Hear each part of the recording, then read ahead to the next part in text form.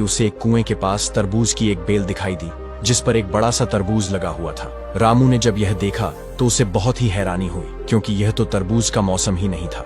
मगर फिर यहाँ पर तरबूज कैसे आ गया? भगवान की इस कुदरत को देखकर वह हैरान हो गया और अपने घर की तरफ चल दिया। जब वह घर पहुंचा तो उसकी पत्नी उसे देखकर बहुत ही खुश हुई। उसने जल्दी से अपने पति के लिए खाना बनाया। रामू को बहुत ही जोर से भूख लगी थी। उसने जल्दी जल्दी सारा खाना खा लिया और फिर पेट पर हाथ फेरते हुए एक बड़ी सी डकार ली और फिर उसे अचानक से तरबूज की बेल याद आई। रामू अपनी पत्नी से कहने लगा, कुदरत के खेल भी कितने अजीब हैं। मैंने रास्ते में एक बहुत ही अजीब बात देखी जिसके कारण मैं अब तक हैरान हूँ। उसकी पत्नी हैरान होकर पूछने लगी, क्या देख लिया आपने? रामू ने जवाब दिया, रास्ते में मैंने एक कुएं के पास एक तरबूज की बेल देखा जिस पर बड़ा सा तरबूज लगा हुआ था। उसकी पत्नी ने कहा, यह कैसे हो सकता है? ये तो तरबूज का मौसम ही नहीं है। रामू ने कहा, यही बात तो हैरानी की है। पत्नी ने कहा, अजी आपसे कोई धोखा हुआ होगा। नहीं भाग्यवान, मैंने अपनी आंखों से देखा है। ठीक उसी समय बाहर से आवाज आई, अरे भाई, हमें भी तो पता चले कि तुमने ऐसा क्या देख लिया। रामू ने चौंक कर दरवाजे की तरफ देखा। दरवाजे पर पुराना दोस्त मंगरू खड़ा था। रामू आगे बढ़कर अपने दोस्त को गले लगा लिया और फिर उसे अपने पास बिठाया। मंगरू ने बैठते ही कहा, अब की बार तो बहुत दिनों के बाद आए हो। हाँ दोस्त, क्या बताऊं, छुट्टी ही नहीं मिलती थी। जब छुट्टी मिली तो सीधा इधर चला आया। तब रामू की पत्नी हंसते हुए कहने लगी, और इन्होंने आते ही ऐसी बात बताई जिस पर मुझे विश्वास ही नहीं हो रहा। इन्होंने रास्ते में एक तरबूज की बेल देखी और यह कहते हैं कि उसमें एक बहुत बड़ा तरबूज लगा हुआ था। रामू बोला, हाँ यार, मैंने अपनी आंखों से देखा। मंगरू ने कहा, लेकिन अभी तो तरबूज का मौसम ही नहीं है।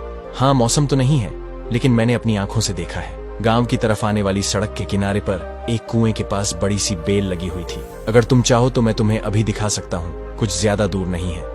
मगर मंगरू कहने लगा, नहीं, मैं तुम्हारी बात को नहीं मानता। तू भाभी को झूठ बोल सकता है पर मुझे नहीं। मैं शर्त लगाकर कह सकता हूँ कि तुम झूठ बोल रहे हो। रामू ने कहा, मैं भी शर्त लगाकर कह सकता हूँ कि मैं सच कह रहा हूँ। रामू की पत्नी कहने लगी, इस बात का फैसला तो अभी हो जाएगा, तुम दोनों वहीं पर जाकर देख लो। झूठ और सच का फैसला अपने आप ही हो जाएगा। मंगरू बोला, लेकिन मुझे पक्का विश्वास है कि तुम झूठे हो और मैं सच्चा हूँ। तो ठीक है, शर्त पक्की रही। इसके बाद रामू बोला, लेकिन अभी तो बहुत देर हो चुकी है और मैं थका हुआ भी हूँ।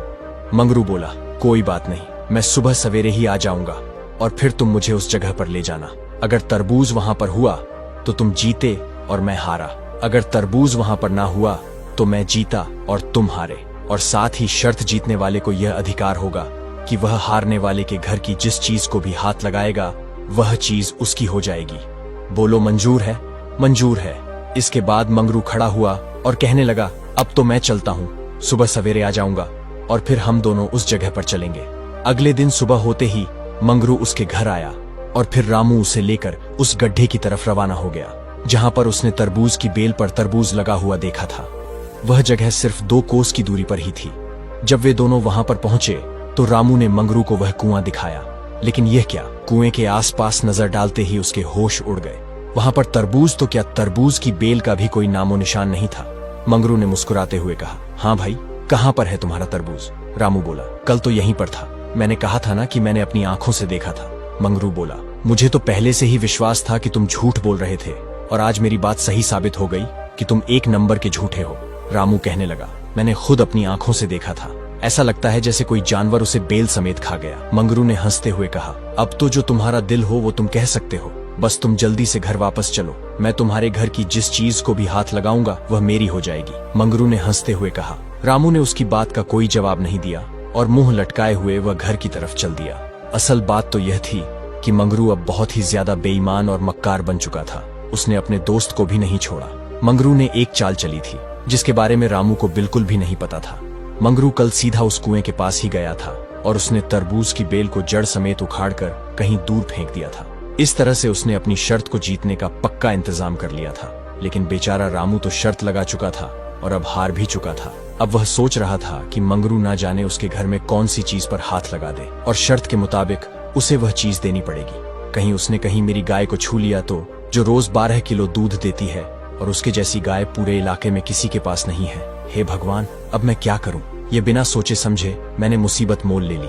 रामू इन्हीं विचारों में डूबा हुआ था तो अचानक उसे अक्लमंद बाबा जी का ख्याल आया और वह सोचने लगा कि उसे अक्लमंद बाबा जी के पास जाना चाहिए। हो सकता है कि वह उसकी कुछ सहायता कर दें और इस मुसीबत से उसे बाहर निकाल सकें। उसने मंगरू से कहा, इससे पहले कि मैं तुम्हारी शर्त को पूरा करूं, तुम मुझे इतनी मोहलत दे दो कि मैं अपने एक मित्र से मिलकर आ सकूं। उसके बाद तुम मेरे घर की जिस चीज पर भी हाथ लगाओगे वो मैं तुम्हें दे दूंगा। मंगरू ने दिल में सोचा कि शर्त तो मैं जीत ही चुका हूं, अब एक और दिन इंतजार करना पड़े तो भला इससे क्या फर्क पड़ता है। उसने रामू को यह इजाजत दे दी कि वह जाकर अपने मित्र से मिल ले। रामू सीधा अक्लमंद बाबा जी के गांव की तरफ चल दिया। वहां पहुंचा तो एक गली में कुछ बच्चे खेल रहे थे। उसने बच्चों से पूछा, बच्चों क्या तुम्हें अक्लमंद बाबा जी का घर मालूम है? बच्चों ने कहा, हाँ हाँ जानते हैं। रामू बोला, तो जरा बता दो कि उनका घर कहाँ पर है। बच्चे बहुत शरारती थे, कहने लगे, पता तो हम बता देंगे, पर पहले आप हमें बहुत सारा गुड़ देने का वादा करो। रामू ने कहा, ठीक है, मैं तुम्हें बहुत सारा गुड़ दे रहा हूँ। और वह नजदीक की एक दुकान के दुकानदार से कहने लगा, भाई इन बच्चों को 1 किलो गुड़ दे दो। बच्चों ने कहा, नहीं हमें तो बहुत सारा गुड़ चाहिए। रामू कहने लगा, ठीक है भाई, इन्हें 2 किलो गुड़ दे दो। बच्चे बोले, नहीं हमें 2 किलो नहीं बल्कि बहुत सारा गुड़ चाहिए। रामू ने गुड़ की मात्रा 2 से 3 किलो, 3 से 4 किलो और फिर 5 किलो तक कर दी।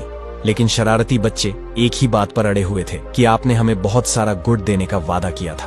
बच्चों और रामू के बीच अब बहस होने लगी थी तो दुकान के सामने लोगों की भीड़ जमा हो गई।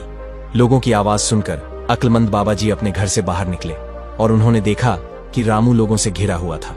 उन्होंने आगे बढ़कर रामू को गले से लगा लिया और कहने लगे, अरे भाई तुम यहाँ पर, और ये भीड़ कैसी है? रामू ने जवाब दिया, क्या बताऊं बाबा, मैंने इन बच्चों से आपके घर का पता पूछा था और इन्हें बहुत सारा गुड़ देने का वादा किया था।